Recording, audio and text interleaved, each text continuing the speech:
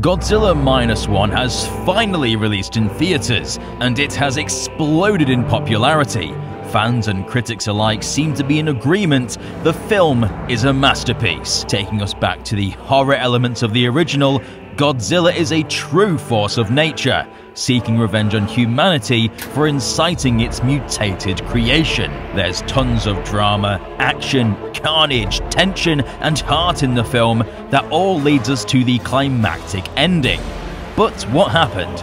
We'll take a closer look at the ending of Godzilla Minus One and how it might be hinting at a sequel. There's a lot to unpack here, so it goes without saying that there will be monster spoilers ahead. So if you've not watched it, turn back now. But for those that remain, I'm Alistair, and welcome to DangerVille.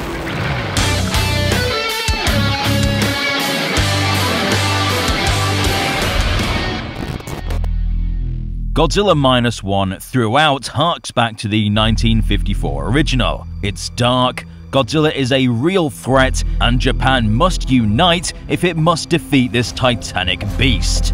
The film opens in March 1945, mere months before the end of the war. At the beginning of the film, our lead, Koichi Shikishima, is seen landing on Odo Island for repairs to his plane, but the engineers take a look and find nothing wrong with it. It turns out Koichi is a kamikaze pilot whose one mission is to fly into enemy ships and destroy them, sacrificing himself in the process. Though his nerves got the better of him, and he decided he wanted to live, despite what the government has tried telling him his purpose is. And on the island he comes across Godzilla, but looking different. This one is unmutated, more dinosaur-like and much smaller, but still deadly nonetheless. One of the engineers, Susaku, orders him to get to his plane and blow the creature up to save the rest. But once again, his nerves got the better of him, and he witnessed all the inhabitants of the island eaten alive by the monster, all except one survivor, Susaku, who will become important later. Though upon returning home to find a recently firebombed Tokyo, people don't welcome him with open arms. Instead, they shun him, calling him a coward and blaming him for all the casualties in the war. "If you just did your job, my family would still be here," one of the characters says. His failure, combined with his traumatic experiences during the war, haunts him to his very core.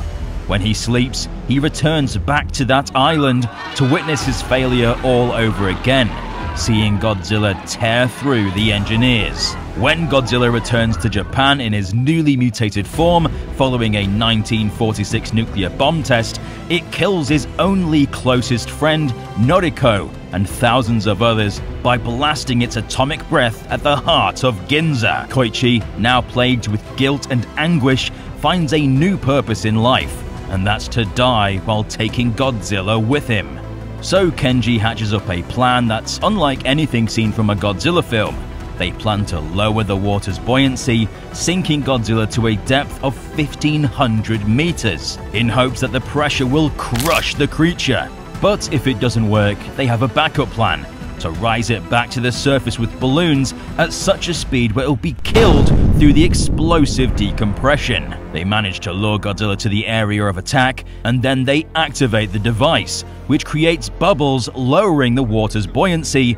This is similar to how some people drown in rough waters. The foamy, bubbled-up waves make it difficult to swim in, leading to them sinking to the bottom. So when they activated the device, Godzilla sinks right to the bottom of the ocean.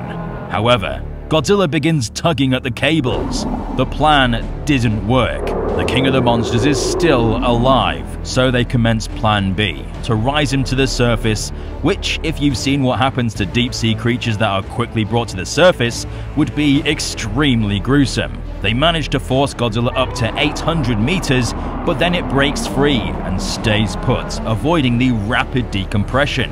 When all hope was thought to be lost, a fleet of tugboats arrived to assist the two ships and managed to pull Godzilla back to the surface. His skin starts expanding from the pressure, his cells breaking down, and he writhes around in pain.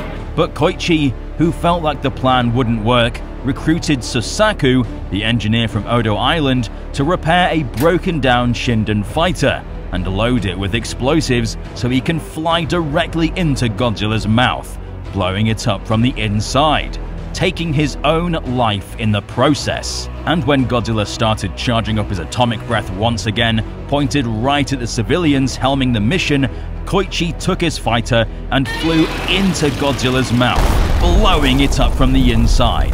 The explosion burst Godzilla's skull wide open, and the atomic breath begins bursting from the holes in his body caused by the depressurization, destroying the body that remained. But just as we thought Koichi was lost, we find out he ejected out of the plane last minute, narrowly escaping his doom.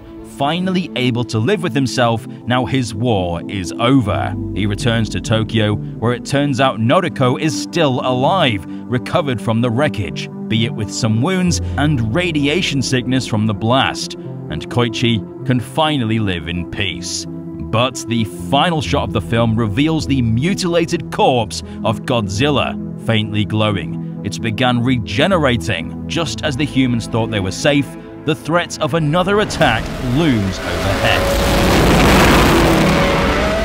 The film is rich with allegories regarding Japan's place in the war. The main character is someone that doesn't want to die, despite living in a culture that has taught him it's cowardly to bail on a suicide mission, and that it would cause great disrespect to his family and his companions that died in the war. During World War II, many Japanese soldiers were forced to give their lives for their country, even if it was clear that there was no hope of victory. Shikishima was one of these soldiers who was set to give his life for a cause that was all but dead. But when faced with a threat as great as Godzilla, when you've lived through traumatic experiences, you can become desperate. He was planning to die in his battle against Godzilla, but Susaku, the man that blamed him for the deaths of all those engineers on Odo Island, had come to terms with what they were dealing with and ordered him to live, realizing that by uniting and putting aside your differences, you can work together to defeat this beast of war. The kamikaze fighters the Japanese used weren't built with ejector seats. You were expected to die for your country. But the Shinden was, which gave Koichi the opportunity to save himself. So here, Godzilla is a metaphor for trauma. After his first attack, all people can think about is when he will come back, what he's capable of, and how he will kill again. If all you do is think about it, that fear and terror will leave you debilitated. Yet, even with all this considered, Godzilla Minus One is still about hope, coming together as a community to overcome overwhelming odds. And in the end, they manage to take Godzilla down, leaving a world where they can rebuild and start anew. Now, in terms of a sequel, will there be one? Well, if the final shot of the film has anything to say about it, absolutely.